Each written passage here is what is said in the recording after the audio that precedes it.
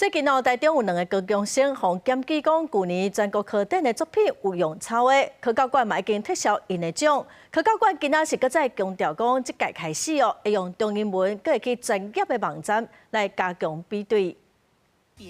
算18头的公平纪律，实验算中基水的用药变色，各中小学生做科学展览，自生活加课堂内面找主题，到高中了就较学术性。科教馆讲，今年各级学校考典的作品有10122件，经过初选了参加地方考典的候选作品4407件，相比来到全国考典决选只敢若剩445件，敢若4%会当参加全国赛，也有1256位参赛者。697位指导老师来选择比冠阶。以前都是大概传统的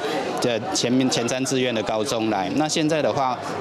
已经扩散出去了，很多就是社区高中会进来，同时的话，高职有进来了。108科工伫咧高中推展探究加实作。和作品的来源变做正多元，不过去年有2位进入全国考典的高中生，互人检举因的作品是抄袭。科教馆6月开2遍专审会，决定违反研究伦理，公告撤销奖项。一年来未当搁参加国内考典，也自今年开始扩大比对系统。中文的那个资料库我们会增加，英文的部分的话，我们也会请